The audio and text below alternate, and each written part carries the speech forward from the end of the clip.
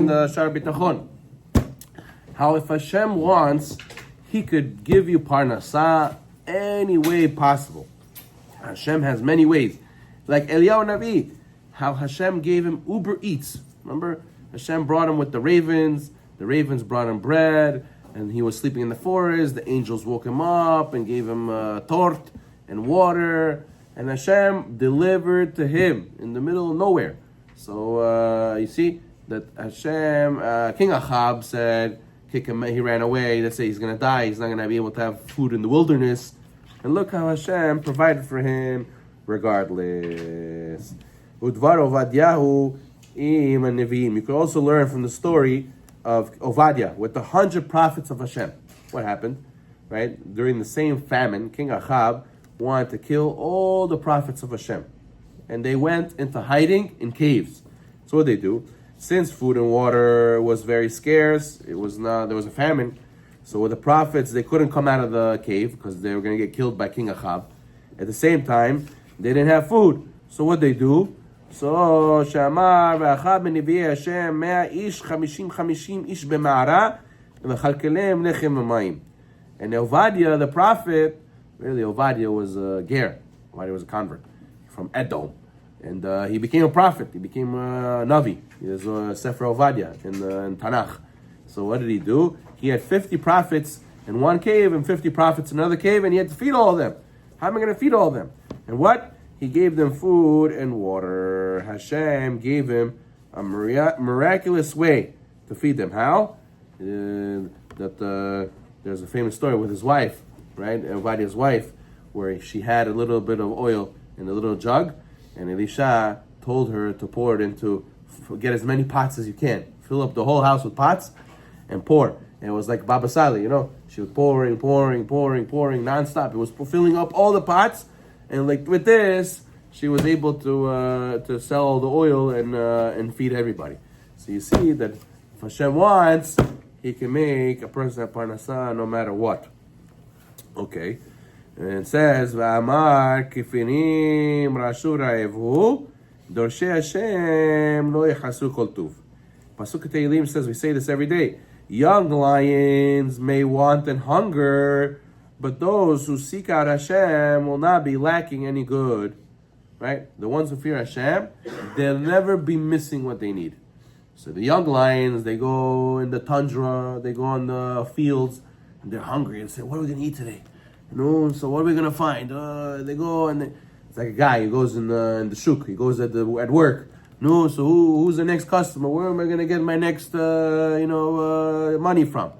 But the one who relies on Hashem, the one who has fear of Hashem, he'll never be missing. He'll never be lacking. Hashem will always give him what he needs. So the person who has fear of Hashem, he realizes, I don't need to be scared where my next thing is going to come from. Hashem has many ways. As it says, V'yiru et Hashem kodshav, ki et mahzor le'irayav. Pasuk says, fear Hashem, you holy ones, for those who fear Him lack nothing. Okay, that was the first advantage. What's the second advantage the Baal Bitachon has over the alchemist? It's Sheni, ki Baal kim yatzich lama'asim melachot lo yishalom l'chavtzot zulotam. The alchemist needs to perform many difficult activities and tasks. Without it, he cannot achieve his goal. Right? So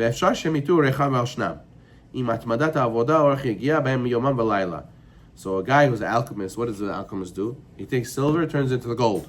He turns copper, turns it to silver. But what does he need to do to be able to change these metals? He needs all these chemicals. He needs to sit there for hours and hours, mixing them, doing these experiments, a lot of these fumes, a lot of this exposure to these chemicals. They could affect his health. They could kill him, Chas v'shalom. He doesn't do it right. He has to have gloves, you have to have glasses, you have the goggles, you have to be able to have a proper filter for breathing. And if he doesn't take care of himself, God forbid, he could work long hours and he could, Chas v'shalom, damage himself.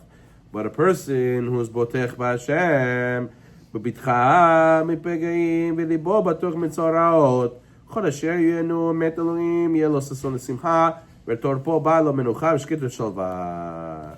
But the guy who has trust in Hashem, he will be safe from harmful work.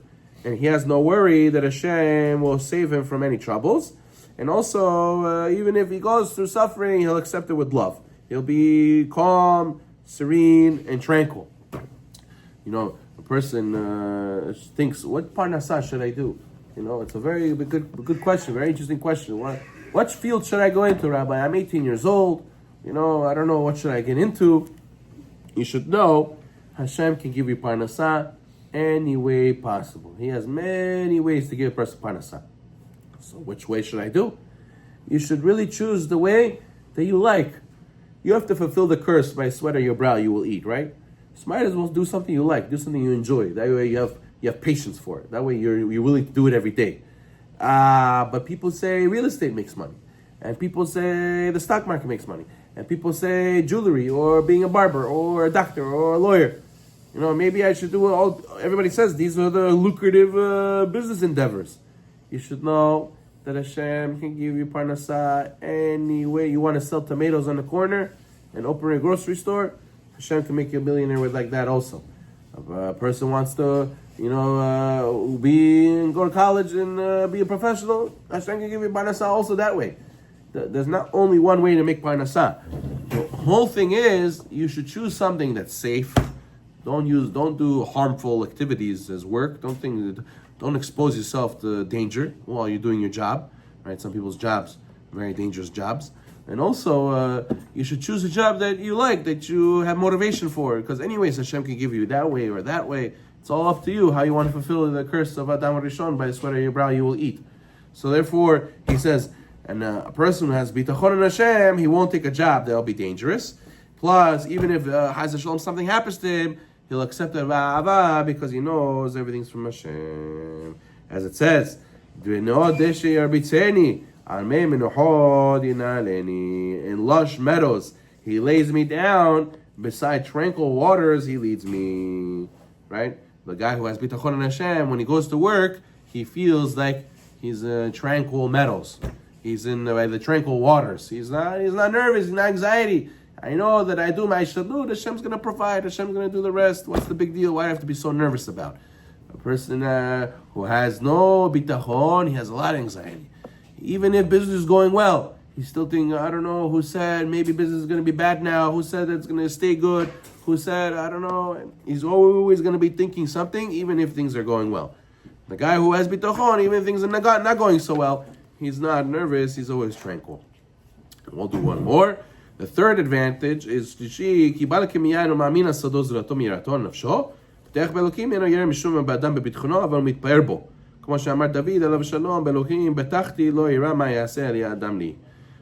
alchemist, he has a secret formulation, how to make the silver into gold, the copper into silver, and he's scared that nobody should take a secret.